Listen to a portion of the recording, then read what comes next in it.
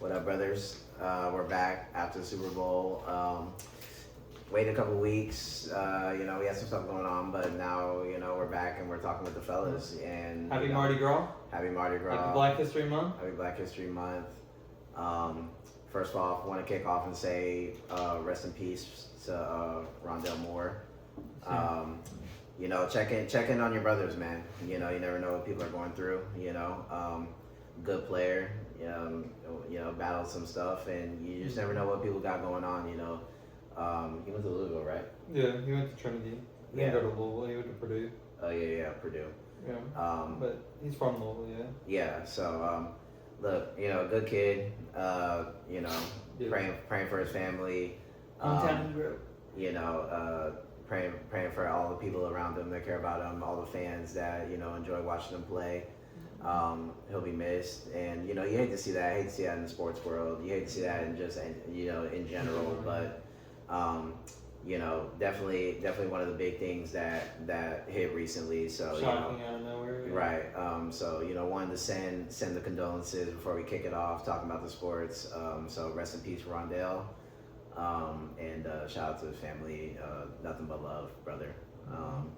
But kicking it off. I have the NBA first, but I guess we'll kind of go to NFL, talk about the Super Bowl and what went down. Yeah. Super Bowl. So I mean, it was a pretty good bowl. If you like defense and domination and running the ball, more old school style Super Bowl.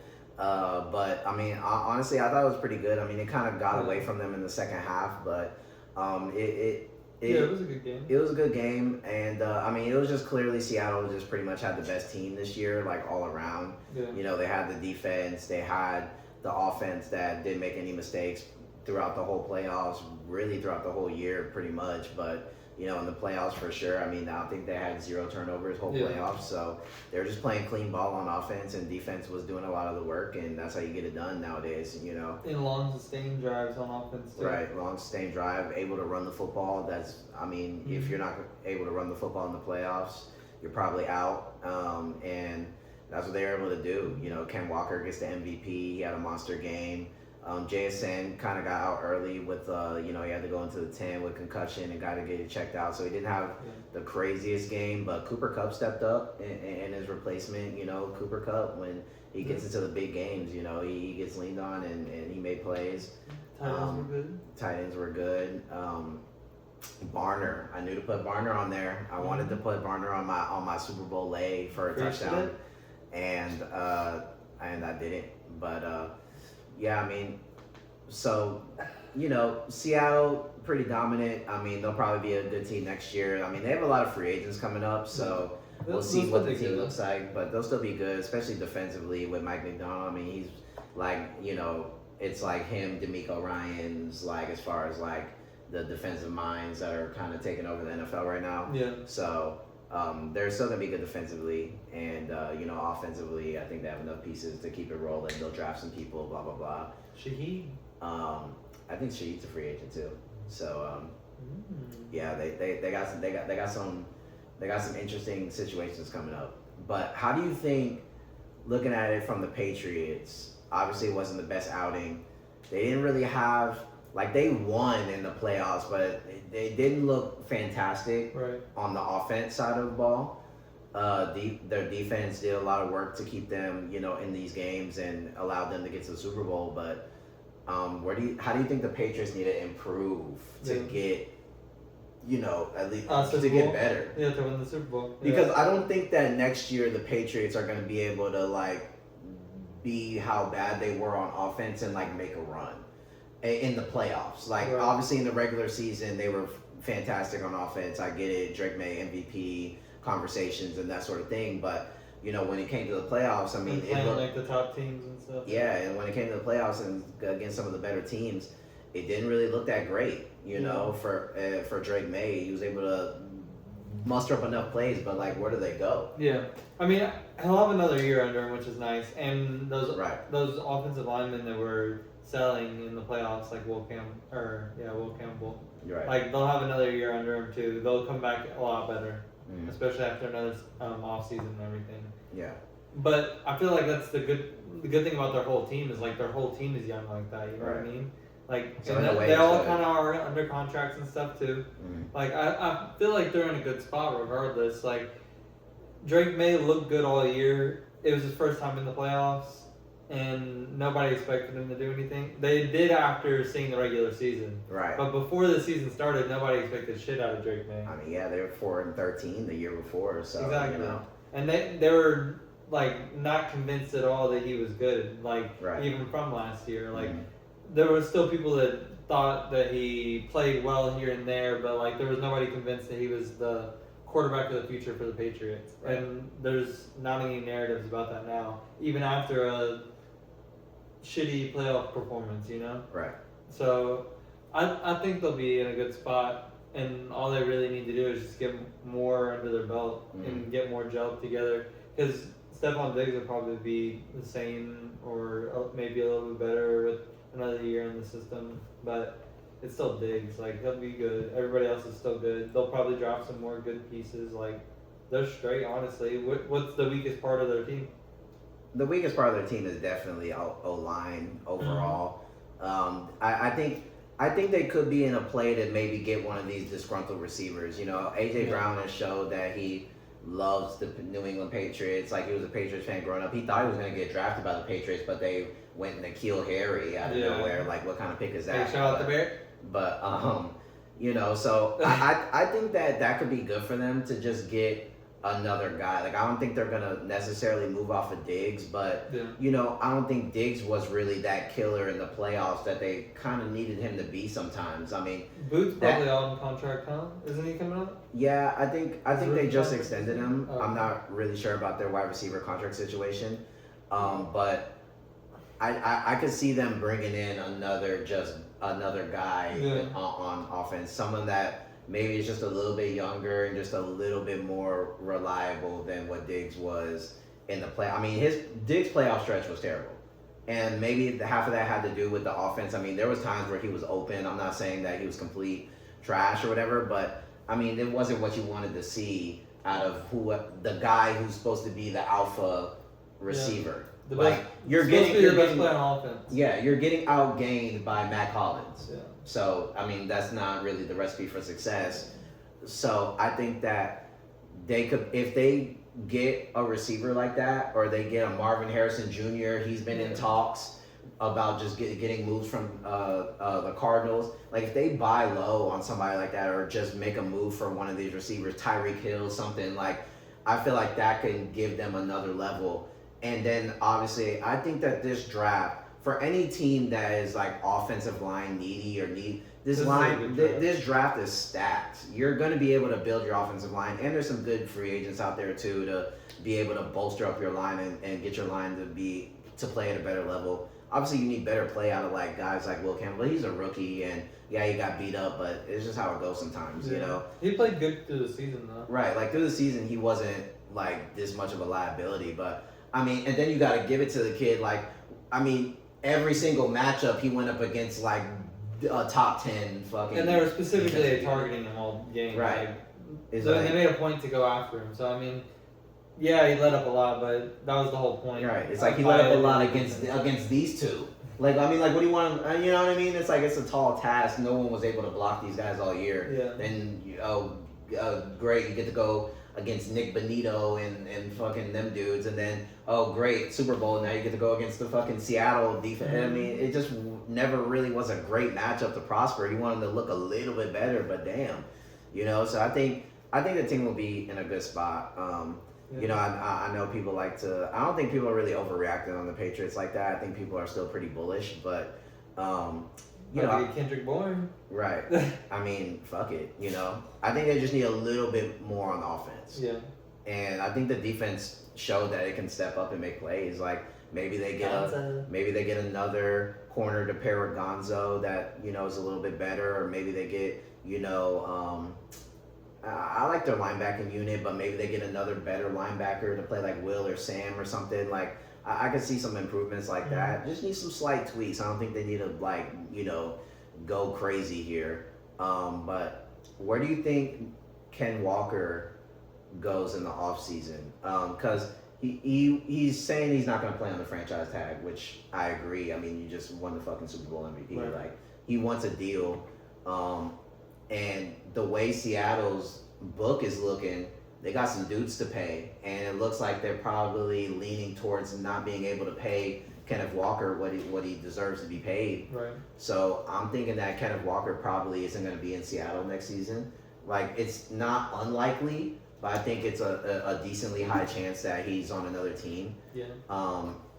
Where do you see him go? I know you want the Texans so bad. I do want him on the Texans. I mean, if he's available, I think if you're Houston, I think you have to make a move and try to get. I mean, you saw what this dude was able to do, and you don't know what Mixon situation is. I, as a Texans fan, am a believer that the Houston Texans should move off of Mixon. You save money. Mm-hmm. He's already in his 30s, and with the talent that is in this free agency with the running backs this season, I think that it would almost be a malpractice to continue on with Joe Mixon. I'm not saying Joe Mixon's career is done. I think he can go to another team and still have value and still be a good player. Right. But I just think that where the Texans are, we're trying to get past this hump. I just think that we need to limit the question marks of like, is he okay? I don't know. We're already playing this game with Tank Dell. He's looking like he's ahead of the schedule and stuff like that. But there's a lot of that already. Yeah. Brevin Jordan, like let's kind of. I want somebody fresh. I want somebody fresh, and if he's available, I think you throw it back. You know. Yeah. I mean, like where else is like a really good fit for somebody like that? You know. Kansas City. True. Kansas City, they're obviously, yeah. I feel like Kansas City's more Brees though, or ETN. I feel like ETN and Brees kind of fit their style. Maybe I'm tripping, but I feel like I could see Brees going to Kansas City. I could see it too, but I feel like they would want some. Do you know how they like running Kareem Hunt more than they like running any other running back on the team? Right. And the closest build out of the free agent backs that's coming up is K9, or Algier. Yeah, but I don't think the Chiefs are gonna sell. But the Chiefs actually have good talent acquisition, and they have money to spare. And where would the Super Bowl MVP want to go? To right. Maybe a team that has multiple Super Bowl MVP, right? Like multiple times. Come on now. Yeah, I do think it's a play. I just think that they were running Kareem Hunt more out of like necessity than they were of like we love this style of back necessarily. Like, but that's the necessity. Like, they don't have Kelsey's about to be gone. Right. They're not gonna have the short distance that much anymore. Like Rashee Rice, and that's about it. Everybody else is like deep get shot. Downfield or get behind the line of scrimmage and try and hand it off, or get them on a quick jet or bubble or something like that. Like, they need somebody that's gonna get the gritty yards, and Brees and ETN can do that too. But I think K9 can do the pass catching shit just as well as they can, and he's a lot stockier, nastier in between the tackles, and can play in like some of the colder weather, that sort of thing. I agree. You know, I think I can see it for sure. You know, and I think, I mean, Kansas City's definitely getting one of these guys. You know, so. But I could see Ken Walker. I could see him in Kansas City. I could see him in Houston. I could see him, you know, I feel like he's going to want to be on a contending team. So it's like, that's the thing. It's like, I feel like, especially for Ken, he's going to want to be on a team that's like trying to go somewhere, you know. And then you got to see what the other moves happen. That's what like love about free agency is like, you know, you got to see how it's going to start playing out. Because if ETN signs back to the Jaguars, I could really, you know what I mean? I could really see Walker playing for the Jags if ETN signs elsewhere. Exactly. Like if ETN goes to Kansas City, then okay, just Brees might go to Texas, Kansas City. You know, Ken Walker go to, you know. So it's like. And the only reason I'm not saying Walker to the Jags before the Chiefs is only because of ETN. Like, I really think that Walker would go to the Jags, to be honest with you. Yeah, he does seem like a Jags type runner. Yeah. You know, it's like if they don't, I feel like Ken is definitely, I mean, off the season that he's coming off of, especially the end of the season, like he's gonna be a back. A lot of people are gonna. And they're gonna have a lot of money too. Yeah. they have a lot of young players on their contracts. It's like they're really only paying, some of the guys on the defense and Trevor Lawrence. Yeah. So I think that they can make some plays. Like they've kind of Especially gone after they cheap on bring Christian receiver. Kirk back. They're not gonna get Christian Kirk back for sure. But yeah, I mean, I don't know. I mean, there's a chance he stays in Seattle, but I think it might be chalk. Like I think he goes somewhere else, look and that's cool. I mean, they have Charbonnet. I mean, it seems like they love Charbonnet majority of the time. I mean, they didn't even want to give Ken Walker all the touches until you give him the touches, then he's MVP. Right. So it's like I've been saying all multiple seasons that Kenneth Walker is the truth and he needs to be run more, but Seahawks just didn't want to figure it out. They didn't. They love the goal line. They love the double back. And I guess that's cool. So, I mean, hey, they can go Charbonnet if they want, Do you think, staying on Kansas City, do you think Tyreek Hill returns to KC? I feel like it's like an obvious, like, oh, yeah, like he's probably going to go back. But I don't think he goes back. I don't think he does either. I feel like sometimes it's just in sports and just in life, things like that, sometimes you just can't go back, As much as like, yeah, we did make history and we did do some great things back in the day, but sometimes it's not, you try to rekindle it. I mean, Tyreek Hill's coming off an injury, he's older. Yeah. And is that really what Kansas City needs is like another burner? Like you already have Worthy that you're trying to develop. I'm not saying Worthy is Tyreek Hill, but clearly you got him with the same idea of running him like a Tyreek Hill and you haven't been able to connect. Mahomes on the deep ball hasn't been as money lately. Like, is that what you want? And Tyreek Hill can do a lot of stuff underneath and that sort of thing too. But you have so many players for that already. Right, but you have Rashid, you have, and it's like you're trying to find a replacement for Kelsey soon. I just don't know if that's really the move. Yeah, I think he's the most obvious Titan of all time. Obvious Titan or obvious Raven, for sure. He's going to one of the graveyard teams. I don't think Ravens are going to have enough money to sign a Tyreek Hill. Maybe he takes less money though. Like Tyreek might be in that. I mean, you're coming off an injury. Yeah. You just got a crazy bag when you signed to Miami. Like that was your whole point, right? You didn't want to go back to Kansas City because you wanted to get more money in Miami, which you did. But do they need that too? Because it's the same. That's what Zay does. Right, but it's the same thing Zay does. It is the same thing Zay does, but maybe this is because I feel like their Ravens organization is hearing like we never try to get some type of receiver in the building. Yeah.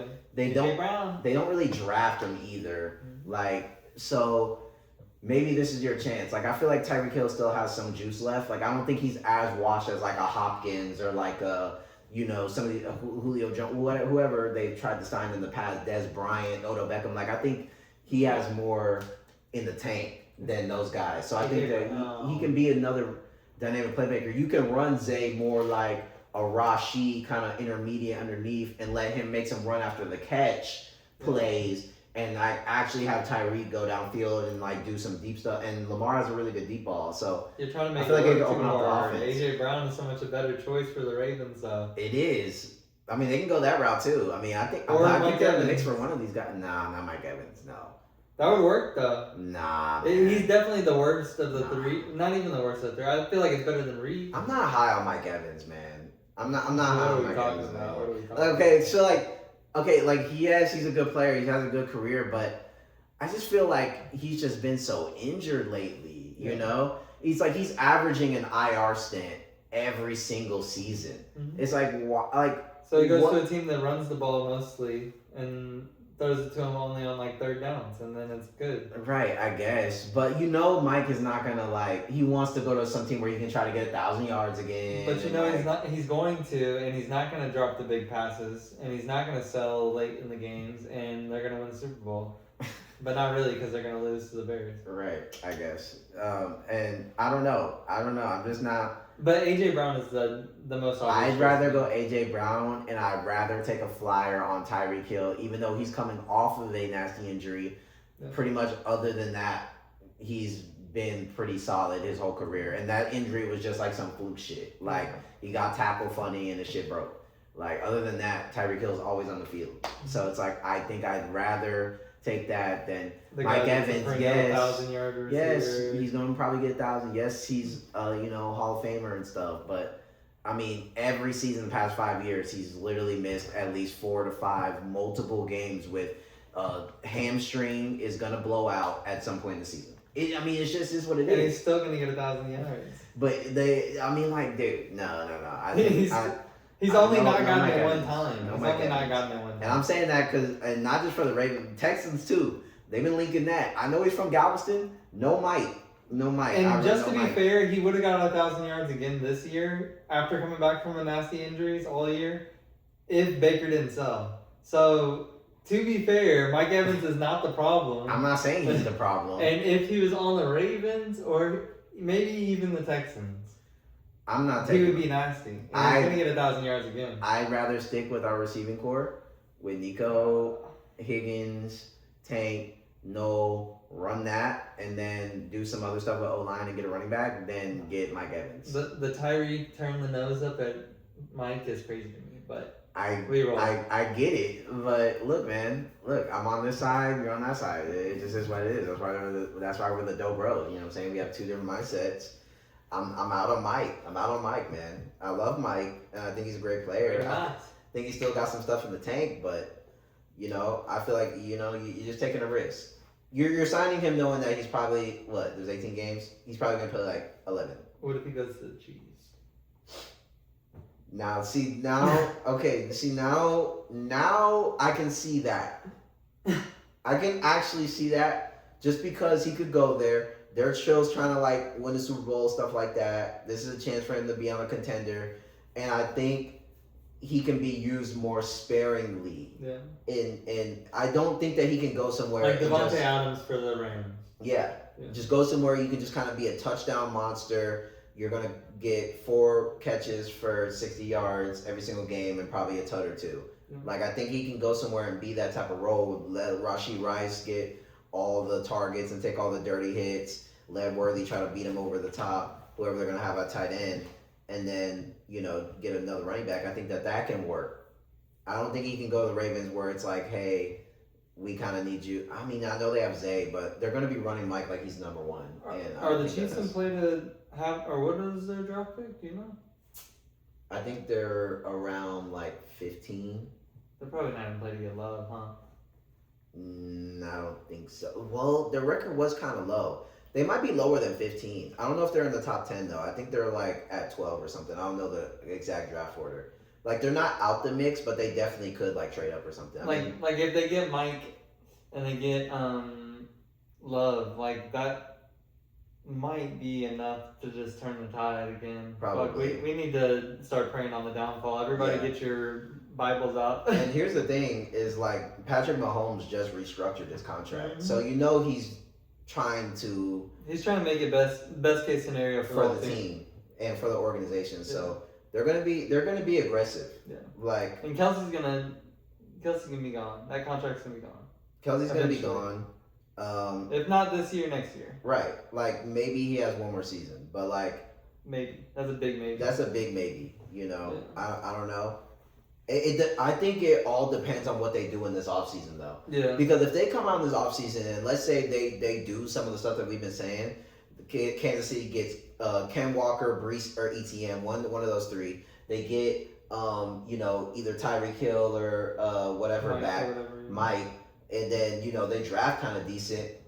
Yeah. I mean, it's not like he has to say he has to play right now. He can wait until closer to the season, more in the summer, June. And be like, yeah, I mean, I think I'm ready to go. Yeah. I've done some offseason, I've done some thought, I'm coming back. Like, I mean, if the team's looking right, and then it depends on Pat. Like, I don't think he might play week 1, but if Pat's like on time, and he's gonna be on time. He's doing whatever he needs to recover from his ACL. Pat's a demon. Yeah. He's gonna be ready by he might start off the season on IR, maybe depending on He might make it to spring. He might miss the first. He might make it. I'm saying worst case scenario, Pat Mahomes starts off on IR, miss the first 4 games. That's nothing though. Yeah. If you can get a decent little stint out of your backup, y'all go 2-2, even 1-3. I think Patrick can get you to the playoffs if the team's set up right. Yeah. You know what I mean? So I don't know. Yeah. We're good on that. Yeah. So hey.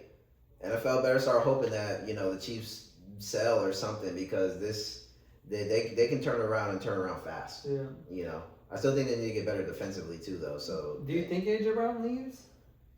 Yeah, I mean, I think it's kind of chalked. I mean, I think he's gonna be traded. Yeah. I mean, because he's under contract, I think, so they're gonna have to trade him if they want to get rid of him.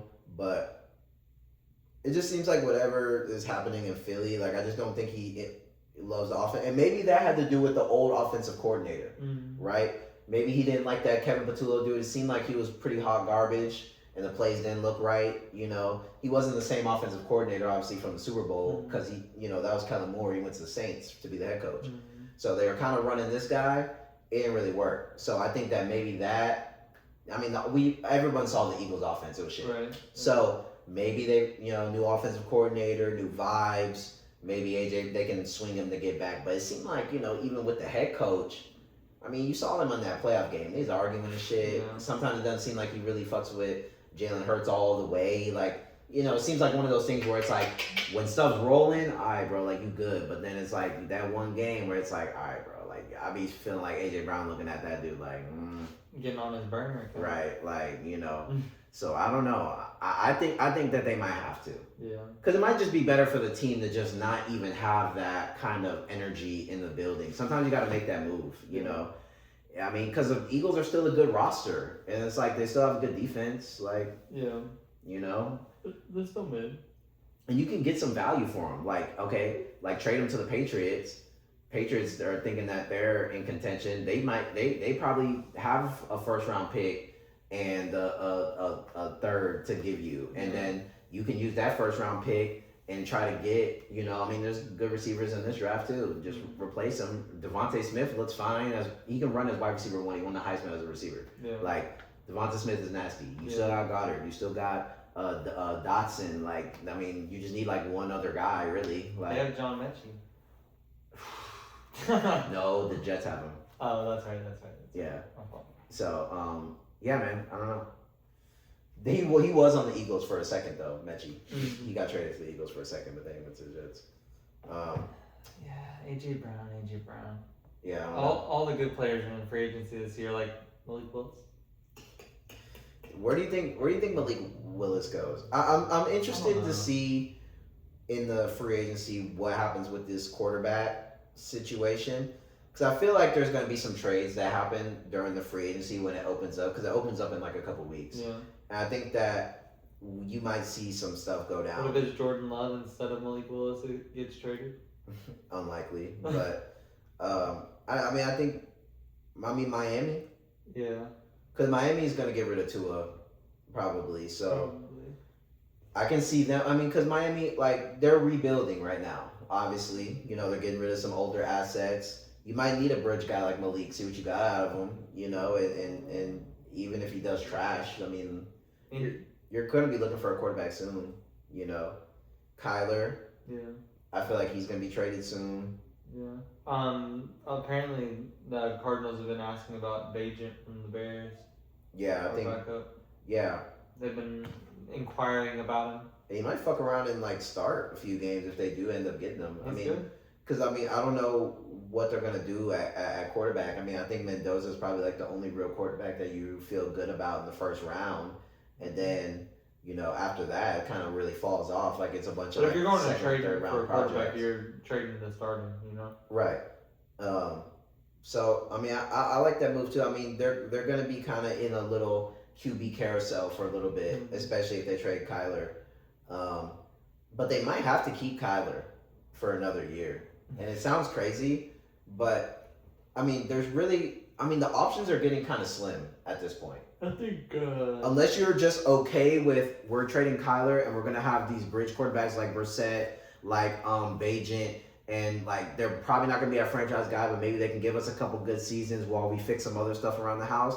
Okay, then like you have to be okay with that. But like outside of like a couple of outside of Brissett who's already on the roster and like with Davis Mills, Bajent, like type of guys that you can acquire, Justin Fields, it's like there's really no like real answer to like we do this and we get our franchise quarterback right now. Like it's gonna be a season or two. Yeah. You know what I mean? So and maybe you wait till next year and Trinidad Chambliss is coming out and stuff and some better options, you know, Dante Moore, you know, some guys that are staying for another year. Arch Manning. Like maybe you just hey, let's just see what we have with Kyler for one more year. You got rid of the other coach; he sucked. Like this is kind of a new regime. Like maybe you give it another go. Or maybe you go ahead and draft Nessemeyer and save your franchise. That dude trash. I really think Kyler could go. I think he's primed to go to the Jets. I think he's gonna go to the Jets. I think he's a. I still like. I don't like it, but I think that's where he's going. I don't like it either. I would rather him be like on the Vikings or something. Yeah, but I think the Jets just have the most feasible capital to get a quarterback. Right. Like to trade for a quarterback that is worth a lot. Mm-hmm. I mean, who else has more picks and stuff? You know what I mean? Right. Like, from recent memory, it seems like they've been selling their souls to. Right. I mean, they got rid of Sauce and Williams last season and was able to get a lot of picks back from it. So maybe you use them on a Kyler and then use some other picks to like get receiver and get like some other stuff like that. And I still think that the Vikings are gonna trade for Joe Burrow. I still think it's gonna happen. I think either Joe Burrow or I think that they might make a play for like a Kirk Cousins and bring him back low key because I think. The reason I might stick with JJ though. Obviously JJ is an option, right? But he didn't have he didn't look fantastic. So sometimes it's okay to just like chalk your L's early and just be like, look, we fucked up. Like let's just like chalk it, go to the next thing. And Kirk Cousins was good for them. Like when he played, every quarterback that's played for them besides JJ McCarthy and Broswell has been good. So. I could see them rekindling that. I think the Falcons, they're probably. I don't know if they're gonna release him or I don't know if they already released him or whatever. But I could see them, move. But it's like you saw what the Falcons' offense looked like late in the season when Kirk Cousins was able to stand back there with a good pocket. He can still deliver the football, and he's played a lot of ball. He knows defenses. He knows coverages. And he knows that system. And he knows that system. He's been there. And that would just be a story, right? Like Kirk Cousins returned to Minnesota. Hawkinson. When he was going, that's when Justin Jefferson was Rookie of the Year. He was cooking with Kirk, so. Madison too. Right. And Hawk and everybody else. So I could see Vikings going that route and just kind of rekindling a old flame. And then, like you said, Kyler New York Jet or something along those lines. I like Malik to the Dolphins. I like Malik to the Dolphins. Yeah. I think that's like almost a lock. Because I just think that he fits what they got going on right now. And it's going to look a little messy. He looks good. And I think that this could be a good like fresh start for him. Mm-hmm. And he's not, and they're still going to have Waddle. They're still going to have A-Chain. And he can be a Florida Jet. Yeah. And I think, I like it, honestly. Mm-hmm. And look, it looks like he's taking the next steps. He was able to work with Matt LaFleur up there in Green Bay, and Matt LaFleur is good with quarterbacks. He knows how to get the most out of them and at least get them to increase their level of play. So if he looks like how he was looking like in them games when he spotted them wins, shit. That's not a bad play. If he ends up selling, he sells. But he's freaking us. Do you think Daniel Jones is going to be good next year off the Achilles injury? I don't know. I don't know about the team in general. Like, how's the defense going to look? Because they looked great last year. They were so spotty. They were like good, really good, or certain points, and then terrible at certain points. Mm-hmm. It was kind of like the Saints the year before. Like at the beginning of the season, they just looked dominant, and then they just kind of like went into a shell of themselves. Right. And I think that when they went up against better quarterbacks was when they really got exposed. Like some of them teams that just didn't really have it, they were able to have their way and get up on early leads. But when they had to go up against Matt Stafford, obviously he was the MVP. He was cooking everybody. But, he got cooked. And then when they had to play CJ, that was GG, Trevor Lawrence. you know what I'm saying? When they played Pat Mahomes, they couldn't close it out. And, that was, the weakest version of Patrick Mahomes. So they definitely got to get better defensively. But I just don't – I don't know. I do like what Daniel Jones was doing. I mean, they were like the number one offense when he was healthy. But I feel like sometimes with situations like that, it's like lightning in a bottle. It's like you catch it once, and then that's kind of it. And then when you're coming back with injury, like you kind of like lost the wave. You can't keep riding anymore. Yeah, and it's something about it feels like the jig's up. Yeah, and Alec Pierce is about to be a Bear, so that's one less thing that they have going for him. I heard that Pittman might not come back either. Like this could be a completely different team in a lot of bad ways. Yeah. Josh Downs, he might get put up in the number one role, and then Warren, I think he looked good. So it's like you see what you get out of him. Obviously, he kind of declined once the quarterbacks and stuff like changed. But I think that he's gonna be still gonna be a good player, JT. But is that gonna be enough? I mean, they still have Riley Leonard in the wing. You see what the AFC South is cooking though right now. It's like I think Riley Leonard could be good though. Like I think he could do the same things that Daniel Jones can do. And I think that he can develop into the same thing, if not better. So, but they're probably gonna re-sign Daniel Jones and start off the season with him. Yeah. But I think this the Daniel Jones gimmick. Like he kind of had that good year with the Giants too, where he took them to the playoffs. They signed him. He looked like a goofball the rest of the time. So it's like, is that what we're gonna get the rest of the time? Like, are you gonna be able to move off that Achilles? Like, what are you gonna be able to do? You know what I mean? Because I mean, let's just be honest. Look at a guy like Aaron Rodgers. I'm not saying they're the same quarterback. I'm not saying that they're whatever. But like Aaron Rodgers, how he looked before that Achilles and how he looks now is like two completely different players, to be honest. Like, yeah, he can still throw the football a little bit, but you could tell that athleticism is just not there. Especially that's a big injury. Too. Yeah, that's a big injury. Yeah. Like, especially the quarterback. I mean, even Kirk Cousins doesn't look as, I'm not saying Kirk Cousins was ever like a mobile guy, but like, look, you see him back there on the Falcons. I mean, he looks stiff as a board back there, bro. If that offensive line doesn't hold up, like, I'd be like, that's kind of a nasty injury for a Q, So I don't know, The O-line is good though. The O-line's good. I mean, but it kind of wasn't towards the end of the year. Like it kind of got bad. Yeah. The whole team was just bad though. Yeah. So I don't know, man. I think. And it was late in the season too, so I mean, like.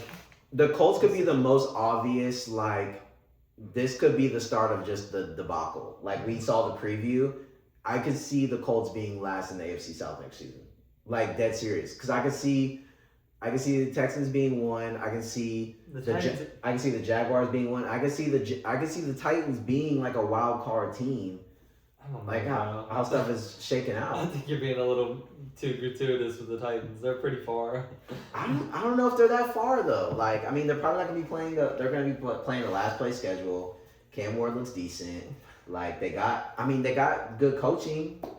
They got better coaching. I guess. Solid Dabble. They have nobody on defense or offense. They have Tajay Spears, Cam Ward, and Alec Eilmaner, and that's it. Restrepo. They don't even play that dude. I know. Bro, I don't know. I don't know. I think that if they play, they're closer to 5 to 6 wins, and Colts are closer to 7 to 8 wins. But we gotta see what we gotta see what the right now. Yeah. But see what the offseason is. But if the Titans fuck around and get dude from Arizona State, Tyson or whatever, at receiver, and maybe they're not in the mix for one of the big names, but they end up getting Rico Dowdle or Rashad White. Yeah. I mean, but they do have Tony Pollard and Dowdle, so like, right. But I get what you're saying. Or they pick up like a DM, Otten, yeah, or something. Like Otten's a free agent, Likely's a free agent. What they pick up one of them niggas? Yeah. Then they cooking. Oh yeah, Likely is a free agent, isn't he? Yep, Likely, Otten. I think Cole Kmet might leave too. Exactly. Like there's a lot of names that be like moving around. Yeah. I mean, and then look, like Wan'Dale Robinson, like what if he doesn't resign? Like what they get? Like I feel like most of them a trade. They can have DJ Wan'Dale. I mean, he just Dabble. I mean, like bro, it might be in the cards. Like they might get Wan'Dale. He's gonna be nasty. Like I don't know. Get Tyron Tracy. Maybe I'm just like I said, I am kind of bullish on the Titans, and I do think the Colts are a little bit Mickey, but outside of like Jonathan Taylor. And I think a lot of the stuff that made them good They are is about to go bye bye. Like Alec Pierce about to go bye Or they bye. have Sauce. Bye bye. Yeah. Well, What's the other corner? Is it Shavarius Ward? right, but he was dealing with a lot of injuries, and I think he might step away from the game type of shit. You know what I mean? So I don't know. I don't really like that secondary, bro. I think that secondary is bad. Yeah, I think their linebacking core isn't good either. Like their D line's like barely getting it done, and DeForest Buckner was supposed to be like their best player, was like hurt a lot of the season too. So it's like, this ain't an all-star unit here. They're about to have the best draft class you've ever seen. Yeah, I mean they better hope. Get that with the chick, the GM. Kind of screwed themselves going 8-1 or 8-0 in the beginning because now they don't have like as good of a pick. But look, man, you live and you learn. You know what I mean? JT fantasy, yes. Might be chalk next year. Back to earth. It's gonna be more like how it was at the end of the season. You know what I mean? Yeah, don't draft JT. Don't draft CMC. No, don't draft. We're being actually so dead ass. Like CMC, it's every other year. It's literally been. This is clockwork. Last year was the year to have CMC and like get some motion. Next year he's gonna be injured. Like, and I hate to say it, like I don't wish injuries, but dude, he was getting 30 touches a game. Like, there's no way. Like, and then JT is going to be, I think it's going to be more how it was in the back half of the season. Like, he's probably going to have 15, 16, 17, 18 touches, probably around 60 to 80 yards, maybe he gets a bucket. If not, if he doesn't get a touchdown, though, like, you're literally getting 7 points. Where does I play next year? Forgot about him, didn't you? I know he's ass, but he's also... I actually don't think he's ass. Like, I think when he plays, he's actually really good, but he doesn't play. But he doesn't. That's more so. He hasn't played lately, yeah. With the injuries, and then he got signed, but he might be a nutcase. Like, he might be going down the AB route. Like, have you seen the stuff that's coming out of it? Like, apparently he went on live for like 10 minutes, and he was just like holding an ice cream cone, and he wasn't even eating it. It was just like melting in his hand. There was like screenshots on Twitter and shit. He was just like in his car too, like nice ass car with an ice cream, like chocolate ice cream cone just in his hand. It's like melt, like on some like Patrick Star shit. Like he's just sitting there with the shit melting in his hand, like not saying nothing. Like just like he might actually be like on that kind of path where like I don't even know if he might play in the NFL. Like he kind of looks like he's going down that Titans. That's a Titan or a Raven. One of them. I still think he got some juice, but he just might be a nutcase. Like, and then there was that video when he was like driving hella fast right past the stadium and stuff like that. Like, I don't know. I think he's like just going through some stuff. Like, he's on that like mental psychotic wave. But let's just say, best case scenario, he's just doing this because he doesn't fuck with the Niners or whatever, and he's actually in a good headspace, and all this shit's just a gimmick. I think a team like New England, I think a team like, I think Seattle, depending on like if Cooper Kupp retires or something, like they could be in the mix for like a good wide receiver too, and then you stay in the division, you get the revenge games. The Panthers, they need a receiver like that because McMillan, huh? Yeah, because I like McMillan, but Horsey Boy ain't getting it done. Kadoosh. The other guy's pretty good though. Kadoosh is crazy. Kadoosh. Cam Newton's crazy for that, bro. He's so crazy. Look, you were supposed to be the one. The muscles, Kadoosh. It's not getting it done, buddy. Like that shit is crazy. But you talking about Coker? Yeah, Coker. Coker's good. I like him as a good like a 2B, 2A kind of. You know what I'm saying? You got your one in McMillan. I think that you can have a good little like 2-3. I like. I like Ayuk to the Panthers. Yeah. So we'll see. We'll see what happens with Ayuk. I mean, I definitely think he's getting like they're gonna waive him, and it sucks because it's gonna be like hella dead money because they gave him a contract. Yeah. But there's literally no choice. But the Niners suck, and that's what they deserve because that's what they always do is they ruin things. They just ruin things. Right. So, I mean, it and sucks. they had that the investigation and lawsuit and stuff about the substation. Right. About the stadium. So yeah, and then I think that goes out too. They have another free agent too. I think like Jennings or somebody is like also like a free agent. So it's like, this receiver core. And then Is Mac Jones a free agent? I think so. Either he's a free agent or like people are like talking about like trading for him and stuff like that. I can see the Vikings doing that. Yeah. That's a quarterback that's the prototype that O'Connell likes. Or he could be a Miami quarterback too. You know what I mean? Someone that can just sit back there and rip fat dots or waddle. Mac Jones back to New England. Yeah. So yeah, I don't know. I think the Niners might be this might be a hellish season. Yeah. Because I mean, Kittle tore his fucking Achilles so late, bro. Divisional round, like, dude, like he's not gonna be ready for week 1. Yeah, it was his Achilles. Yeah, like took a fat step back, nasty rip. Like he's not gonna be ready for like. Don't even think about week 1. Don't even think about week 6. Like he might not be back to like mid-season, week 8. Like and their secondary is poo. Secondary is trash. The linebackers, the front 7 is good when healthy, but we know San Francisco. I mean, the healthy thing is just not in their forte. Yeah, it's not. It's like the Chargers. It's like when they're hitting on all cylinders for the first 4 weeks. But then one by one, dwindle. Everybody starts getting these Mickey injuries. Pearsall can't stay healthy. It's like the weather's nice, but the strength and conditioning is not. It's just not over there. So I don't know. I don't really know. This might be a season from hell for sure. There's some good free agents coming up. Yeah, I think that this is gonna be a good free agency. So I'm excited to see how it shakes. Swap up. Yeah, I hope so too. I feel like there usually is. I feel like free agencies usually jump, especially like that first day.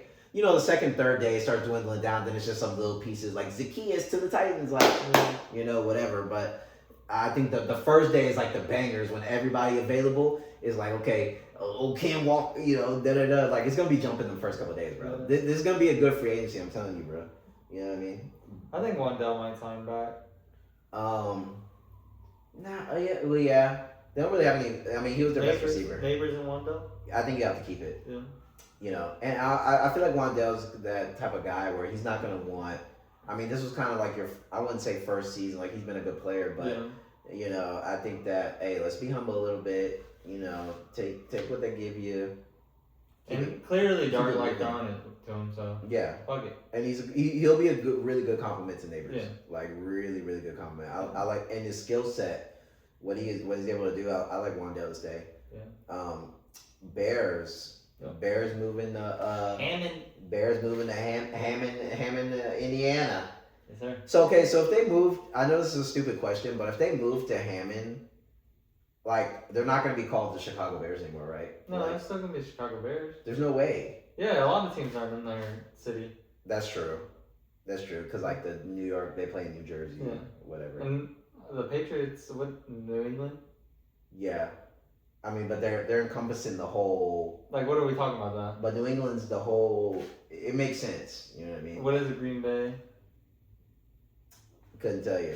So it doesn't matter. It's the Chicago Bears. It doesn't matter. And it's only 20 minutes away. Like it's right. It's not that. It's not that far. Yeah, it's not. But that's why I said it's probably a stupid question. Yeah. Because I was like, first thing come out, I'm like, are they gonna go to like, I'm not. I know they're not gonna incorporate the ham in there, but it's like, are they gonna be like Indiana Bear?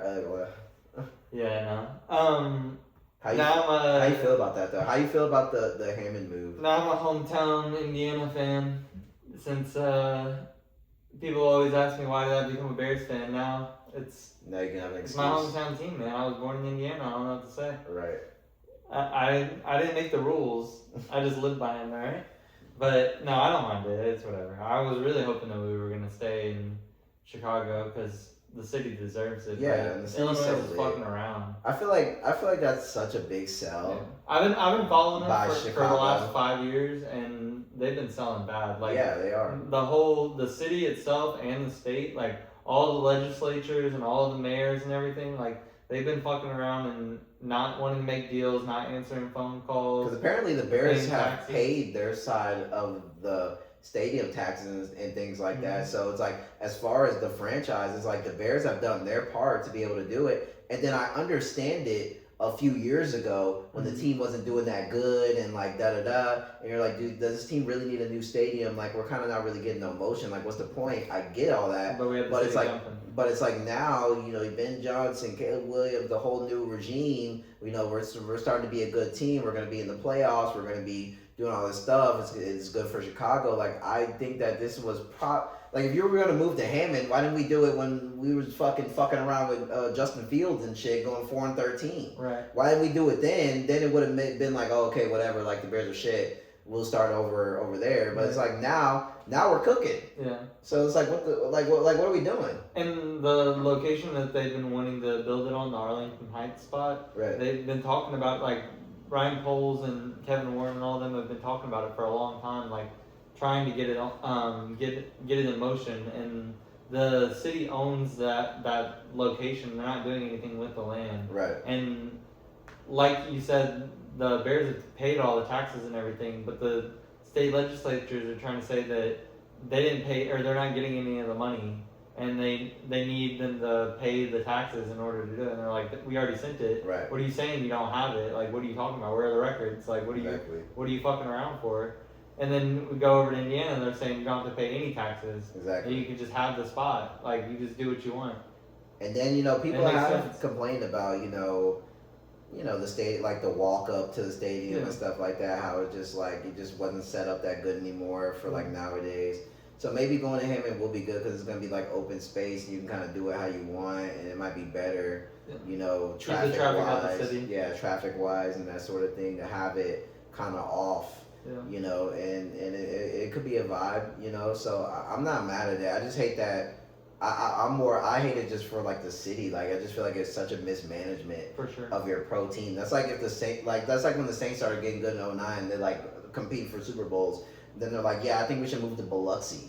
It's like we're gonna move the team to fucking Pensacola all of a sudden. Slidell. It's like, dude, we've been shit this whole time. It's like you had this whole time to kick us out, and it's like now we're actually starting to get some motion. Now you want to move to fucking Destin. It's like, well, how does that make any sense? Now, we don't want to pay for the team anymore. Why not? Like, you know what I'm saying? We're cooking. Let's move I don't get it. to Gretna. Right, like I don't know. To me, that just makes no sense. Like, so I hate how Chicago, the city, managed it. The team did everything they needed to do. So but hey, if they move to Hammond, I'm excited to see what the stadium and what they do with the surrounding area. Because that dude Burns, that Chicago fan. I follow him and I look at his stuff. Yeah, he's like showing the. And yeah, he went to the site and it looked like a good open space. It was like right on the water. That wind looks crazy though. Mm-hmm. So like that's. It's already crazy though. Right, it's already crazy, Soldier. I'm not saying it's different, but you know what I'm saying. Wind looks crazy, but I like that right on the water look. I like the possibility. Right, I know the other stadium was supposed to be that, but it's like okay, well they're right in the middle of the city, at the dope. Right at the entrance of the train, like perfectly on the harbor with the park right. Yeah, I remember seeing the layout. The layout looked fucking. It looked crazy, huh? Yeah, so. Selling. So like, how do you not bring that into your city? Right. Especially when the Bulls are over here selling every single year. Right. The White Sox are shit. And the Cubs sell every single year. Right. And have like that one season every like 8 years where they like make a run. Yeah.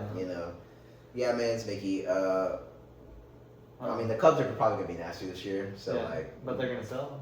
Probably.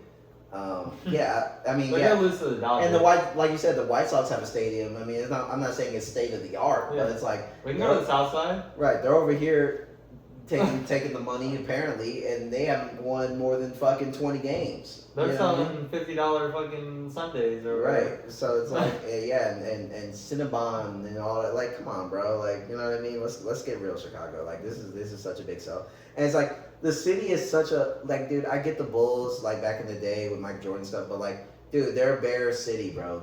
Chicago is the Bears. Like, it just kind of, like, if you're going to kick a team to fucking Hammond, like you said, kick White Sox or... White Sox are in green. White Sox are in green. Kick the Bulls out, low-key. Low-key, yeah. I was going to say Bulls, but I thought that might have been outlandish, but, like... Kick one of the other teams out is the point, and then kick somebody else out. The Bulls probably should be the ones that get kicked out. Like, if we're actually being honest, because like, I mean, we get the history and everything, but like they haven't been anything like since. Yeah. And Wrigley Field is like iconic, Southside. So it's like I think you got to keep the baseball teams, and the football team is like literally most of the history of the team is like most of the history of Chicago has It's hand the in hand with Bears. the Bears. Like, It's the Bears. like, come on, guys. Like, this is Everybody that's all in time. Chicago, for the most part, is a Bears fan. Exactly. Not everybody in Chicago is a Bulls fan or a Cubs fan or No. a White Sox fan. It's No. split. It's like they go to the games just for like something to do. Yeah. You know. Everybody that goes and lives in that city is in the streets when the Bears win. Right. It's like Saints. It's literally Saints Pelicans. It's Yeah. like everyone here is a Saints fan for sure.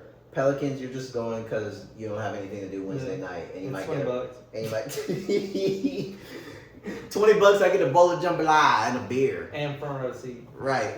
I get to move down and sit behind fucking Jordan Poole and talk shit like with Derek Queen. Like, I don't know. You know what I'm saying? $30 not a bad way to spend Wednesday night. You know. Bears. Yeah. I guess welcome to Hammond, brother. I mean, it's still not like official, but I mean, it won't be official until they actually start building. I think things can, like, they might do a scramble last second deal after all the reaction and shit. Yeah. We'll see how it continues to develop, but Well, like we were just saying, like the Bears are ingrained in the city of Chicago. yeah. And I think they're seeing all this backlash and they're seeing how much they're selling. I think they're gonna realize. And while it did look like there was some open space out there in Hammond, Yeah. I mean, it did look really industrial at the same time too. Like, it just didn't have the same like feel. Like, I don't know, bro. Like, what are they gonna be showing the fucking? I mean, skyline of fucking factory mill, like no Chicago skyline. obviously, but like, you know what I'm trying to say? It's like, dude, it's dust out there, bro. It's dust. Like, I get the water, like even the water looked kind of murky. Like, hell nah, bro. That is not where Chicago needs to be playing football, bro. Like, what are we talking about? But I mean, it'd be like, bro, Burns was out there and he was like, you can smell the oil out here, I know. boy. I mean, goddamn. He said there was one bar. Yeah, dude. Like, I mean, and look, he said they're building up. I mean, obviously, if they're planning on like having an NFL team here, they're gonna build up the surrounding area. It's gonna look nicer, especially as years continue to go on. They continue to get more money. But like, I mean, to start off, this shit's gonna look. It's gonna be dust. It might actually turn out being the best idea though, because I mean, You can make it like a complex. Yeah. Because that's what Foxborough is in New England. Like, when you go there, Foxborough, like the whole thing is just like, it's like Patriot land. Yeah. You just go there and, you know, it's the stadium and then there's like shops outside the stadium. Like, it's actually dope. You know what I mean? But it's like off kilter. It's not in Boston, but it's off, you know, but it's like you can make it Bears Palace, you know, and it's going to take a minute, but you know what I mean? Eventually 2030 or something, whatever, you know what I'm saying, a few years down the line, like it can get to, you know, where it's like, yeah, you know, like some land. in 2 years it'll be like a little built up, and then in like 5 to 10 years it's gonna be like a full bustling. Yeah. So I don't know. It's not a bad. It's not a bad play, but it's not It's the not. play. It's not the play. It's not what we want to hear. You know what I mean? It's, not what it's a solid B. I wanted A plus. Moving on to NBA. NBA's been popping off. We're just coming off the All-Star break. During the All-Star break, some stuff leaked out, man. I mean, speaking of leaks, I mean, KD files. What's going on with KD? What's going on with the Rockets? Houston, we have a problem. Yeah, Houston, we do have a problem, actually. And the problem is Alperen Şengün. That's the problem. Look, I'm going to just be real. I've been very on the other side when it comes to Şengün. I'm not going to sit here and say that Şengün is a trash player. I think that he is a decent player. But I think the first couple years or whatever, a lot of this stuff he was doing, but people were he had this golden blanket, he was the golden child. Well, no, it's Alpi. He does no wrong. And now everyone's seeing, oh, he turns the ball over, oh, he does all, yeah, he's been doing that. So it's like, I think last year, he had a really good season, okay? He was probably our best player overall last season. This season, he has not been good, man. He has not been what we needed him to be this season, especially as of late. Like, starting off the season, you're like, okay, like, you know, he was doing some good stuff. Right now, dude, he is not doing, what is he averaging, like 14 points right now? I mean, he's assisting decent, but, like, it's the plays in the game. And this is when... Defense.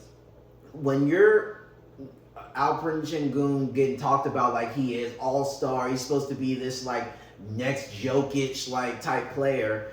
But when I'm watching him against the Knicks, he's throwing the ball away multiple times, doing stupid 1 foot, jump shot like he's Dirk Nowitzki or something and bricking, not passing the ball correct. Like, what am I supposed to be looking at?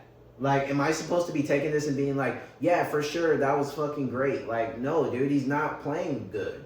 Like, he's actually been like one of the worst players on the team so far, in my opinion. Like, overall, like, he does some good, but I think the bad right now is just, and maybe I'm just, again, I'm not the biggest Şengün fan, so I don't. Maybe I'm just like really hard on him, but I don't know. I just haven't liked what he's looked like this season. What about Jabari? I mean, Jabari. He's actually been playing good recently. Jabari's been better recently, but see, like, okay, maybe it's like for whatever reason, I'm okay with like going through the highs and lows with Bari, because I feel like Bari doesn't get talked about like he's some like top 20 like type of Like young all-star, player. yeah. Like when they're talking about like young players in the NBA, it's like always like Şengün, he's like top 10, like whatever, as far as like players under 25 or whatever, which I get, I understand that. But at the same time, like Bari doesn't get talked about like that. So when he's like fucking up, I'm like, okay, like you want him to be better because we spent a high pick on him. Yeah. But at the same time, like he does go on his little runs and he's like he does good on rebounds. Like, okay, I can see him getting better, I guess. But you know, he pisses me off too, and I don't really love him either. I never really liked Jabari Smith Jr. On the team. I think he was Like a Michael Porter Jr. Yeah, like he was the right pick. Yeah. You know, there was, I mean, out of college, he was, you know, a crazy prospect. So, I mean, whatever. But I think to me, it's the way Şengün gets talked about or how he was getting talked about versus like Jabari, where it's like, Right. you know, it's like if Reed Shepard's fucking up, you're like, okay, whatever though. Like, you know what I mean? Yeah. Yeah. I don't know. Instead of KD breaking everything. Or Right. something. It's Yeah. like, I just, But y'all almost have Fred VanVleet back, right? no. I don't think Fred plays this season. What is he, Joe Mixon? Yeah, basically. I saw a thing that was like Joe Mixon and Fred VanVleet are like basically the same thing, like for the Rockets and Texans. Like Al Qaeda? they're like the key that's supposed to like make this thing like be better, but we're never gonna see them. So it's like it doesn't really matter. It's just a myth. I don't know. Do you think? What do you feel about Şengün lately? He's bad. Alright. He's alright. Okay. I He's know. like Sabonis recently too, because Sabonis has been doing the same. Well, Sabonis just went out for the season, Right. surgery. But like as of late, before he went down, he was doing the same thing. Where like we're supposed to be looking at him like an all-star, and like he's supposed to be that level of talent, but Right. he's not making any real buckets. Kind of making some good passes here and there, but sometimes fucking up, being kind of a liability on defense, not really rebounding how he should. So like I get what you're saying. Yeah. I get what you're saying. It's how I feel about Ayton kind of, but Ayton doesn't have the same prestige, I guess. So like. But he also doesn't do as much either. My thing is, right, I feel, and I know that I'm really bullish on this other player, so maybe I'm just over, you know, confident in this player, but I just don't think that you're going to be able, at this point right now, tell me that the Rockets, with this roster, no VanVleet, this the same thing, if they had Zion Williamson instead of Şengün, they are exponentially better right now. I'm telling you.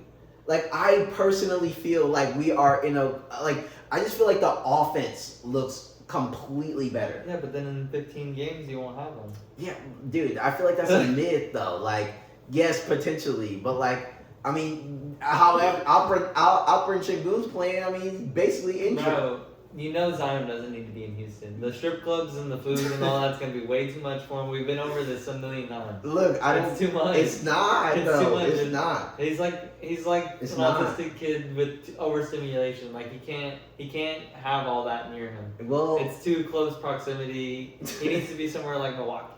Well, I think that Ime Udoka, who is also an ex-freak, and that's the reason why he's in Houston is because of his, you know, situation, right? Like, I think that this is kind of the perfect person to be able to talk to the dude and be like, hey, maybe let's learn how to freak in peace or like in silence. KD's a current freak. He's gonna turn him to the demon side. Like, I mean, like, yeah, and then you get KD, like, that can kind of put his arm around him and be like, hey, put bro. his arm around nobody. You know he's not. You know he's not.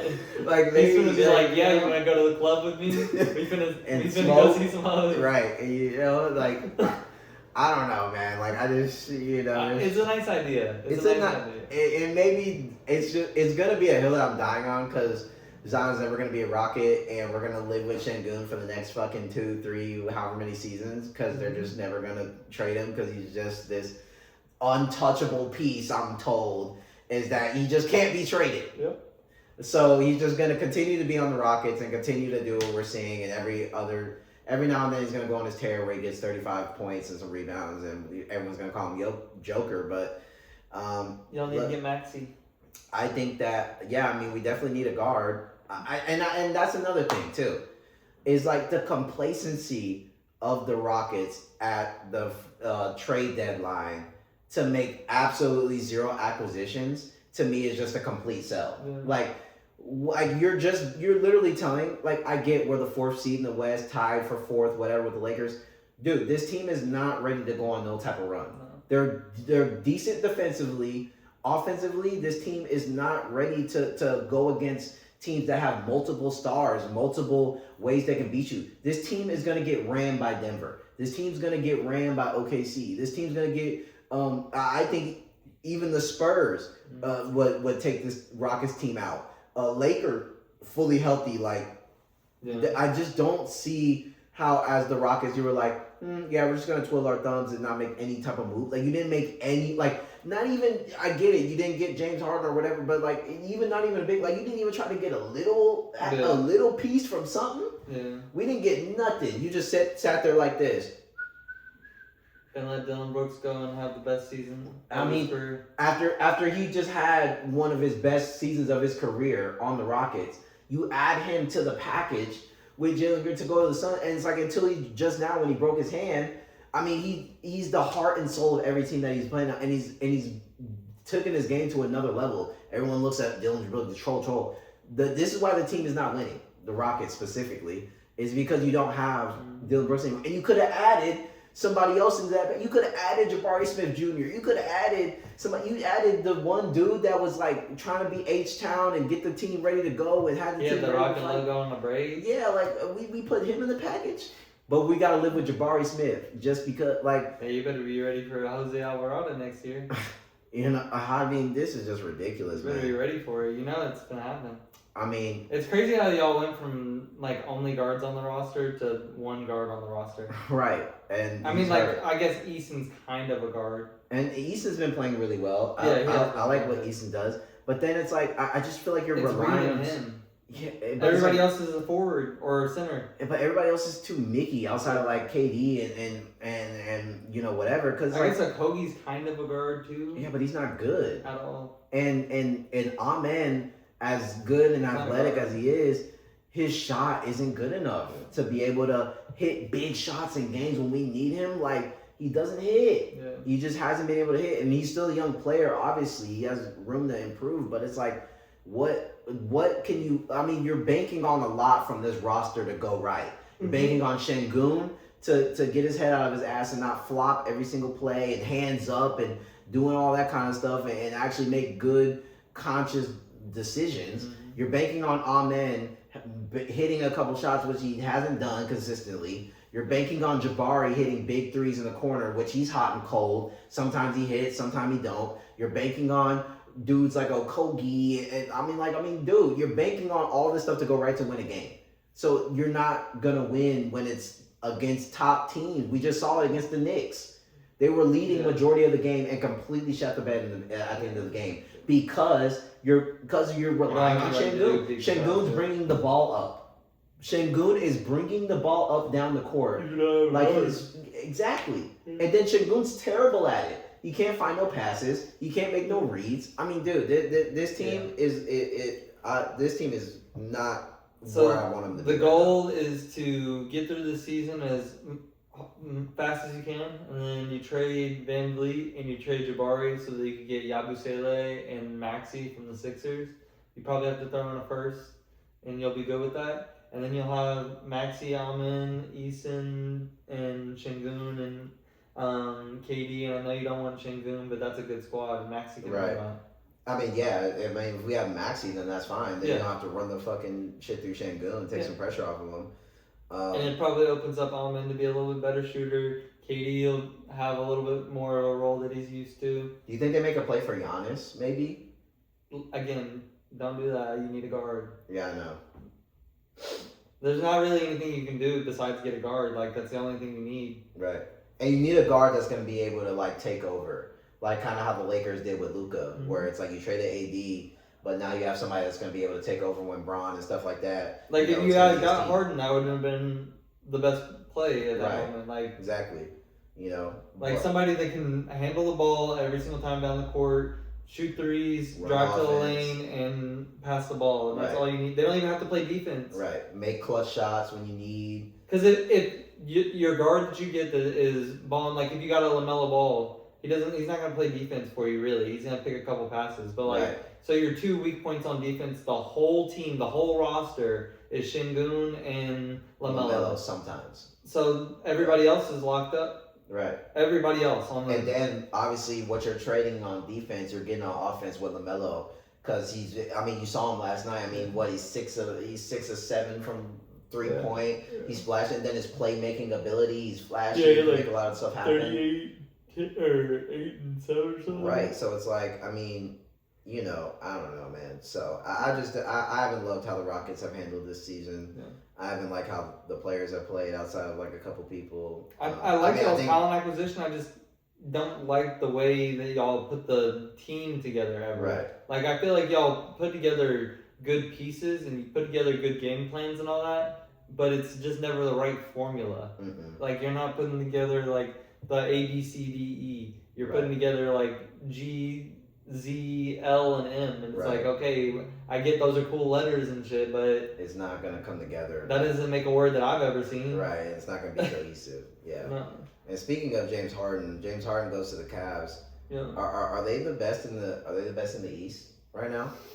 I mean, Donnie Mitchell is the best in the world, so it makes sense.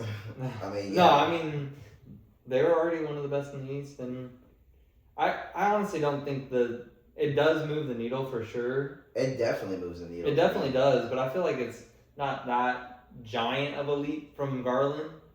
Like, it is going to be overall most likely, but to me, I feel like in the moment when it happened, and even now, I'm still like, I get it, but I like the way it's clicking though. I feel like it definitely is. I like the way James Harden is facilitating. I mean, I think people kind of put that narrative on him that he's kind of like this ball hog, like ball dominant player. But I feel like as he's progressed in his career, I mean, I think there was a point on the Rockets when he had to play like that. I mean, the roster wasn't good. I mean, he was playing with Dwight Howard late in the career and stuff. I mean, all he had was pick and roll and for him to go off every night. So that was kind of just what we needed to do. But I think he's a real facilitator of the ball. I think he makes pretty good decisions. I know his playoff track record isn't the greatest, but I mean, even in the Clippers playoff game, I mean, he was good majority of that series. Yeah. I mean, it was really like the last game he didn't really have it, but the rest of the team wasn't really clicking either. Like, I feel like this is a good chance for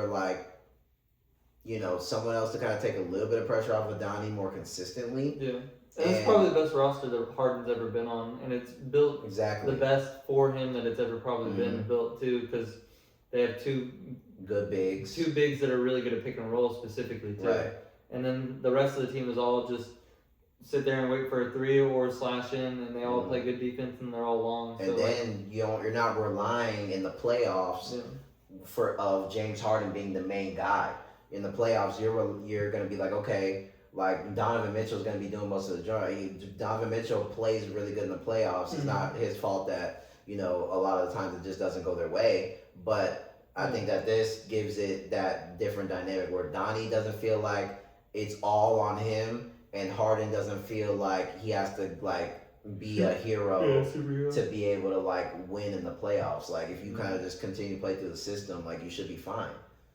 So I think that they're a top team. I mean, obviously the Pistons are really good defensively, so that's a team that you're gonna have to watch out for. Celtics are really good, and the Knicks are really good. I mean, I think those are the top four teams in my opinion.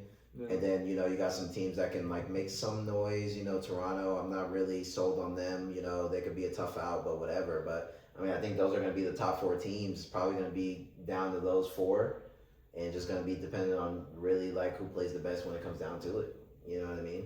Orlando's in the East, right? Yeah, but they're kind of low right now. I think they're kind of still in play-in I know, but territory. they had a lot of players hurt, and they're finally starting to come back. Right. Like So I think Bane's been playing really good too. Bane's been playing good. Paul's been decent. Yeah. Franz just came back too. Yeah, I was about to say he's been hurt. So I think Suggs just came back recently too. who do they have? Anthony Black. Yeah. Black's been playing pretty decent. He's kind of been stepping up. I think Mo Wagner's coming back too. Right. So they could make a good late season push. You know they're good towards the late end. Yeah, and they're always a tough out. I feel like when they get into the dance, you know what I mean? They always play really good in the playoffs. Like they don't end up like going very far. But I mean, that series against the Cavs, I mean, dude. I think they could take out the Knicks forth. if they run into the Knicks first round type. Yeah. I agree. I mean, I wouldn't be surprised at it. Or go 7 with the Pistons, and they'd probably still lose that, but I think they could go like 7 with them. So are the Pistons the best in the NBA? Or is it Mickey? I don't know about that. Because are you still taking OKC over them? Probably. Right. I'm probably taking the. I'm probably taking Celtics over them too, honestly. And I might, with Harden, I'm probably taking Cavs. Yeah. But that one's probably like where it gets like, that's when it gets like starts getting kind of debatable. Yeah. I mean, they're playing really good though, and they're really good defensively. I think that's kind of their biggest thing. But I just feel like in the playoffs, I don't know if they're gonna have enough offensively. Like I do like Duran. I mean, he's really good on the boards. Yeah, I just don't think they have enough. Good. Yeah, but then after that, it kind of falls off because they have the same problem as the Rockets, where it's like they have the other twin, Asar, and he's kind of the same thing, right? He's kind of an athletic freak. Even worse on offense. Right, but yeah, so he's not even like as good of a scorer as Amen. Yeah. It's like, and then Duncan Robinson might hit a couple threes, man. And outside of that, it kind of falls off. Tobias Harris. I wonder if he sold my lay. He probably did. Probably. I have a feeling that Kate Cunningham sold mine tonight too. I'm not gonna lie. So.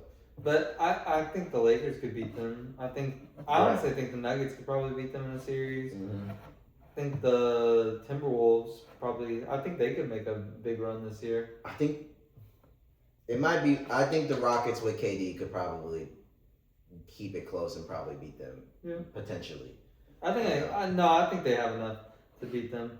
Because I don't think Durham would be able to stop Şengün consistently. Mm-hmm. And then there's no one really to cover KD on that team. They're probably gonna put Asar on him, and that's food. Yeah.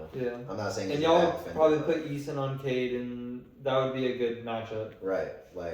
And it's just gonna be down to KD versus Cade, basically. Yeah.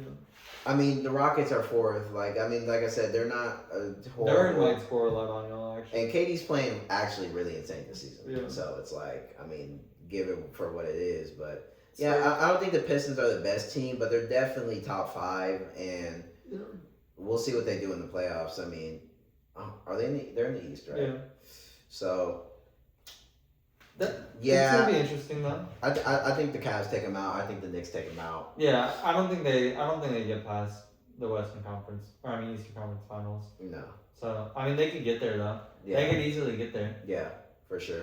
They could be I hate to say dark horse, but I feel like they could be a slightly sneaky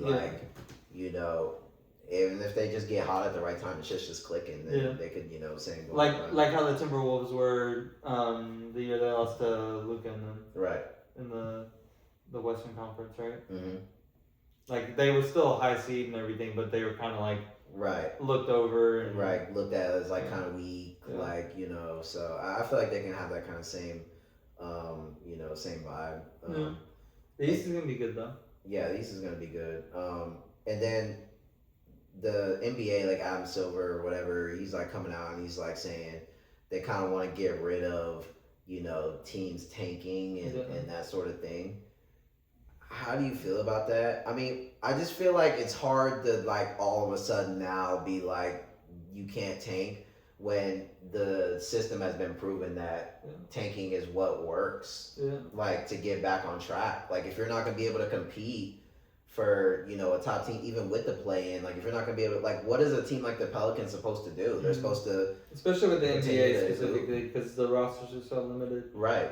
Like in the NFL, it's not as bad because you have so many opportunities at finding players deep in rounds and making them useful because you have so many spots to fill. But And it's harder to lose yeah, like every night or just because there's way more you have to control on a roster. It's like we've seen teams that were like supposedly the worst like go on runs and late in the season. Like the Saints were fucking god awful in the beginning of the season. The next thing you know, like they just kind of start clicking. They seasons a couple weeks longer. They probably get into the playoffs. Like Atlanta every year as soon as they get eliminated. Right, Bryce Young, 6-game win streak. Right, so it's like I think it's a little bit harder in the NFL, but it's like in the NBA, we've seen teams like San Antonio Spurs benefit off of tanking for a few years, being bad. Yeah, or OKC. Gaining. OKC, they're the champs. Yeah. Boston had to be trashed for a couple years, then they draft Tatum and Brown. Next thing you know, they were the champs. Like the system has proven to work for tanking and getting better players, and then Lakers case tanking and then selling all your players for Anthony Davis and LeBron James. Exactly. So, but at some point you had to tank to like acquire. You know what I mean? So hey, we tanked for like 4 years and gave up like all of those draft picks from the first and second round. So like, fuck it. I mean, I feel like it's just kind of part of the game at this point. Like, yeah, I know you don't want teams that are like going to be super bad, but it's like, what do you want a team like the Utah Jazz, who's not a big market? Yeah. It's not. They don't have a whole lot of assets or the Grizzlies. And things like that. Grizzlies. It's like it's hard for the small market. Like they can't pull off. Some of these big moves that like a Lakers team can make or like a New York, whatever. Yeah. It's like they don't got the same type of resource. It's Utah, bro. Yeah. Like, it's like they have to tank to try to hit on some, guy coming out and turn the franchise around that way. Okay, now we're winning. Now we can make some trades. A star to come in and change the whole notion of the city. Right. Like a Jokic or a Giannis. Right. And the only way you can really get those nowadays is you have to be able to be in the top 5 pick. Right. And the way the lottery thing is set up, it's like I mean, what are you supposed to do? Yeah. Yeah. Yeah, I just don't trust anything Adam Silver comes out and says. Yeah. Like if he says that it's a good idea or something, then I'm like, okay, it's probably a bad idea. It's probably chalk. Yeah. He's an alien. Yeah. I mean, there's just no way you can make that a rule after it being the recipe. He's just listening to whatever shareholders are telling him. Right. That's like in the NFL. All these seasons we've seen teams like be kind of bad and then draft whatever top quarterback is coming out, number 1 overall or whatever, and then from there you start being good. Caleb Williams, C.J. Stroud, Drake May, Jay Daniels. Like we've seen this recipe work a million, and then now all of a sudden this season we're gonna be like, okay, no more drafting quarterbacks in the first. It's like, what are you talking about? No more resting players for the playoffs. Right. It's like, well, that's kind of part of the strategy, right? Like we're not gonna be able to get the number 1 seed. We're okay with where we're at. We're probably gonna be either 3 or 4. It's gonna be the same thing either way. Might as well give our team a bye week now. Yeah. Like we can't just say, oh well, now you can't do it, because then what we go, now we're gonna go out there and our quarterback's gonna fucking tear his ACL. Like for what? Like what I mean? So yeah, I think you can't just switch up how things have worked. Yeah. Just all of a sudden when it's something that's not like it's harmless, bro. Like and when your team isn't good enough, that is okay. It's tanking time. Let's try to get to that lottery. I mean that's the only thing you can bank on. Yeah. How else are you gonna get players? Yeah, the Bulls right before the All-Star game every single year. Right. It's like, dude, we're not gonna make it. Okay, so it's time to tank and try to get. Let's watch a dunk contest and try and get some dopamine. Right, and then the lottery is Mickey. Like, I mean, if we're gonna get rid of anything, I think we should get rid of the fucking lottery. Yeah. I mean, the lottery literally doesn't even make any sense. No. Like, how is it? Like, I get it, but like.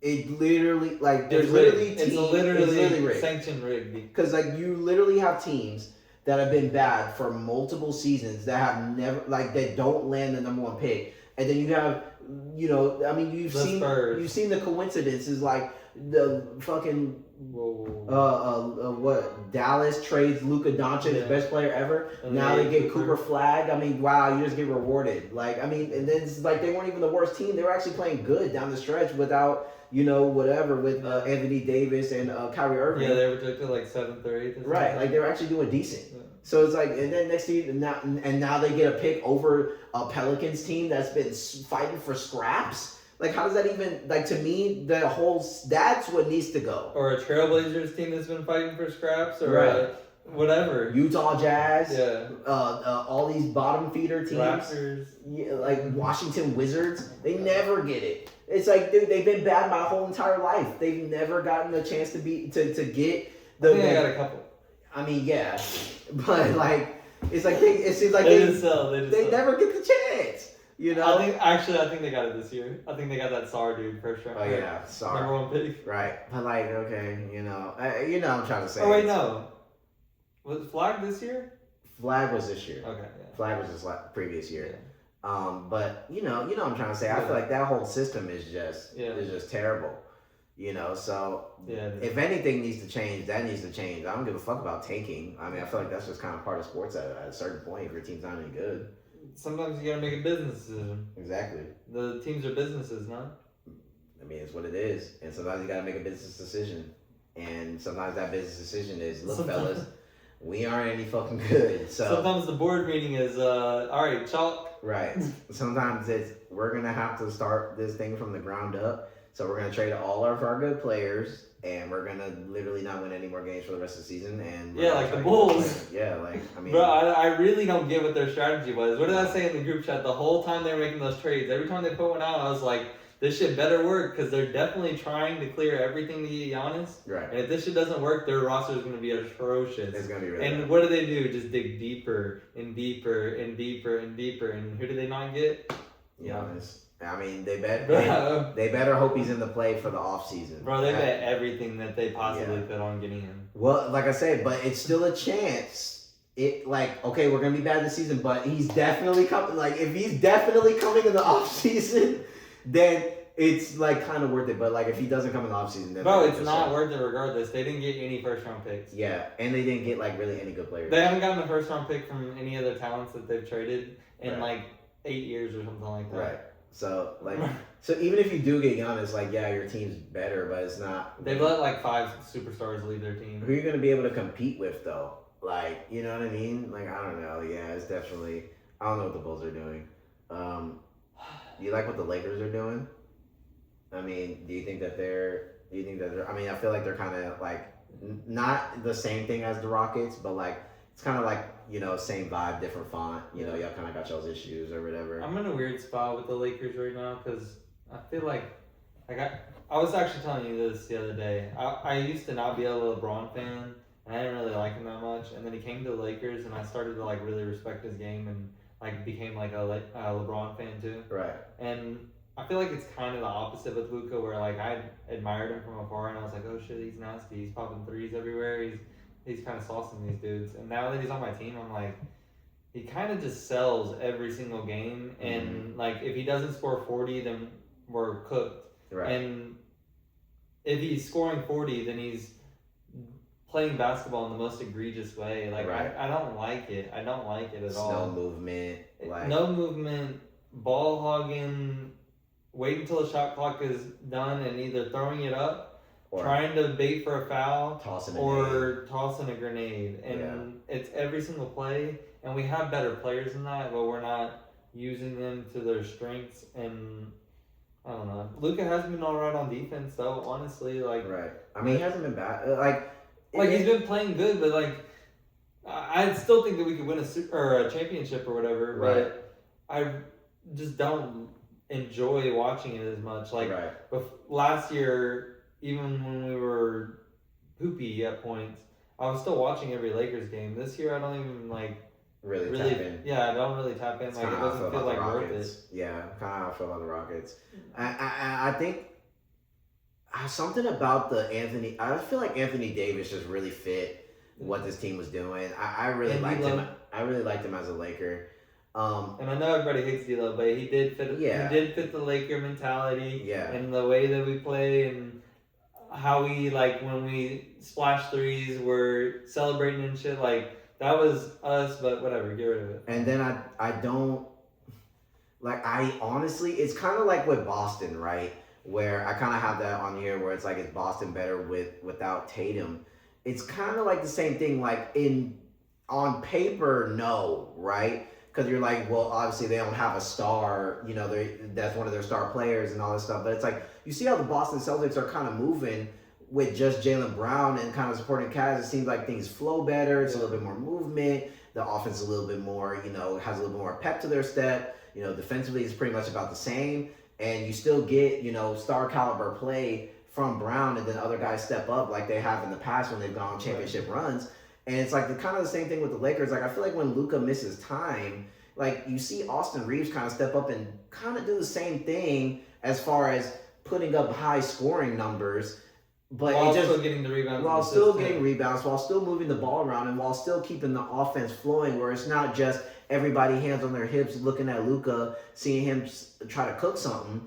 It's like, okay, it seems like it looks more cohesive when Luka's out the lineup, but it's not like, you know, it's the same thing. Like, yeah, Luka's a star player. He's one of the best players in the NBA right now. We get all that, and what he can do is masterful. But like you said, it's something about it. Just like it seems like it's just a little choppy when he gets on the floor. You know, I know it's not gonna work when we get to the playoffs. Yeah, and that's the thing, right? It's like when you get to the playoffs, and again, I think I always felt like the Lakers always lacked in depth a little bit. You know, and I still think that right now, and I don't think it's necessarily their fault. I don't think they've done anything wrong. But I just think, again, when you're going against, I know I hate to say it, but it's like when you're going against like a team like Denver or a team, you know, like, or San Antonio, even San Antonio Spurs. Like, I feel like the Spurs are like super deep in a lot of areas where it's like they have a lot of dudes that can just at least get you 15 to 20, and the ball's consistently moving and it's consistently like doing different stuff. Yeah. And then they're doing all that over here, and then you get to the other side of the floor and you're just, wow, look at who did. And then try to hit a step back last second. It's like, is that really what our offense is? Or foul bait for an and one and not even try to go for the and one. Right. And that's the shit that just be pissing me off. Like, what are you even doing? Ground. Like, what's the play if you wait the whole 24 seconds of the shot clock to go into the paint, throw up a shot that you're not actually trying to make, you're just trying to get the foul, so then you like flick it up and don't even like get it near the cylinder, like you're just throwing it up to yourself like a tip drill. Right. Like what is the point of that? If you're gonna try and foul bait where you're gonna try and get 3 points, not fucking hope for the free throws. Right. And then complain if you don't get the foul. Exactly. And complain for a while. I think that's the bad thing, is like sometimes I feel like when it's a close game and it's going back and forth, it's like 2-3 possessions. He tries to do the shit, and then when he does shit and it doesn't work, he's like still sitting on the ground talking to the rest. Bro, they're already rotating. Yeah. It's like they are on the other side of the floor right now, and you are sitting on the ground talking. Yeah. It's like up. 2-3 possessions of him like moping around after a bad call or a missed call. Still talking to the rest while the play is going. It's like, dude. And it's the worst thing for us because we, not to be that guy, but we get the fucking calls all the time. Right. We get called for nonsense all the time. Right. I mean, not to be like that, but I feel like the Lakers we're one of those teams that just get nonsense because we are a nonsense team. Right. And that's okay. Not really. But it makes it worse because that's what Luka is trying. That's what he sells at, is when it doesn't go his way, and a lot of times it just doesn't go our way. Exactly. You kind of gotta just like outlast it. Yeah. Which I think players like Anthony Davis and stuff like that were just good at that, because Anthony Davis is gonna keep hooping and keep, you know. D'Lo gonna throw up 60 fucking threes. He's not gonna get down when he doesn't get a call. Exactly. So. Like Marcus Smart, I feel like that was a good acquisition. Does that too. Yeah. Where Austin Reeves just kind of keeps hooping no matter how the game's flowing. He's just gonna kind of like just keep going. And like, you know, I've noticed little things like just people's averages when Luka is on the floor. Like, I mean, Braun, his averages be down, and it's like you think like, oh well, it's because LeBron's older. It's like, yeah, this has something to do with it. Then Luka's out the lineup and he's back to 21, 25, 28. Like and it's like doubles and shit. right, like he's and back to doing crazy shit. So it's like, okay, so clearly LeBron can still play at like a crazier level, but it's like when Luka's on the floor, you be thinking that LeBron's like starting to get washed or something, because you're like, why does LeBron only have like 13 points and it's the fourth quarter? Like, what's going on? Like, maybe he is taking a step back. But then it's like, you know what I mean? It's like part of it is the Luka and how it flows and stuff. Like, I don't know, man. I don't know. So like, I think once LeBron and all that kind of stuff leaves, and it's like officially Luka's team for sure, this is my squad, then I feel like the product might look a little better because it'll be catered more towards like Luka. Yeah. It's gonna be the same thing, but now it's just gonna you just don't have like other players that are like whining for the ball or like, you know, whatever. Like you just that you think deserve the ball more. Exactly. Like now now it's gonna be like more justified. Now instead of having the best player of all time as an option, right, you have Luka as the number one option. Exactly. And your number two options are probably still gonna be Rui Hachimura and whoever the fuck. Probably can get rid of Reeves if we're gonna stick with this Luka path, and I don't like that, bro. Yeah, you're probably gonna have to. And sold out. It's sold out. Hey man, but look, like you said, every like best player in the NBA has to be a Laker at some point. So this is the Luka era, man. So now we have to wait for Giannis to come join him. Yeah, or try to get Z. Wimby. Try to get Z and do the double Whopper combo. Okay, fine. We'll do Z and Wimby. No, bro. No. We'll get Z and he'll sell next year, and then Wimby will come up on the end of his contract, and then he'll want to come over and play in LA and be with Luka and Zion, and then they'll come and have the greatest season of all time. I mean, well, yes, he can. Cause I was about to say, I was like, can Z even like play with fucking? But he can, because Wimby is kind of like a different player, and he kind of plays like Chet a little bit, but he's like technically the center. Like, it doesn't really matter which one is, like, technically the 5. You know Luka's the point. Zion's the 3. Zion's the 3, yeah. Wimby's the 4. And then you just have Rui at 4. Or, Wimby's the 5. You have Rui at 4 and Austin Reeves or whoever you want to. Z at 3 is actually, like, his best position. Yeah, that's what it is. He's a 3. He is a 3, you know. I mean, players can play whatever position. Like, LaMelo can play whatever from 1 to 3 probably, but he's clearly a 1. Exactly. Like Donovan Mitchell can play 1, 2, maybe a little bit of 3, but he's clearly a 2. Right. Like there's certain, like Michael Porter Jr. can play 2 or 3. He's playing a little bit of 1 right now. He can play some 4. He's definitely a 3 though. He's definitely a 3. Yeah. Z's definitely like 4-3 or something. Yeah, one of those. He leans 3 though. He leans 3. But you know he's I feel like he's kind of a 4 too. I kind of like him. It's like where AD is a 4, but he leans 5 because he kind of has to play it. Right. Like that's where because of his size. 4, yeah. You know what I mean. Yeah. So it could work. You know, maybe that's a little. Z, Wimby, and Luka. I'll watch that because Neek wants fucking Z on the Warriors. Oh, gross. And I'm like, dude, that's not working. It actually might, but like I'm not watching. I can't watch my goat on the Warriors. You look gross in that jersey. I know, and it's not, and like you said, it's not gonna work, especially if Draymond's still around. Like Draymond's always gonna like cause some issues. Like nah, like I feel like Michael Porter will eventually be a warrior. Yeah, a warrior. I don't know, man. I feel like he's not. Well, no, he's kind of a warrior. He kind of fits what they do. Kind of like Klay Thompson-esque. Yeah. Kind of sit in the corner, hit a 3. Light skin. Patrick Star. But yeah, that's pretty much all we got to talk about, boys. A lot of stuff's been happening. Do you think the KD files are real? Let us know. Louisville lost today. Again. Just kind of fell apart in the third quarter, man. I don't really know what that third quarter was. Let's play defense and pass the ball. Defense and better passing and better movement on offense. Like, just move around more. But that's okay. We still have women's basketball. Yes. Oh, shout out USA Hockey. Yeah, USA Hockey, dope. Shout out. I was gonna put like $50 to $100 on USA, but I was asleep and I didn't get to put my bet in. So that's tough because I had a feeling USA was gonna pull out this year, boys. I really did. And what, it was like the first time since 1980. I mean, that's crazy. You know what I mean? So shout out to the boys in USA.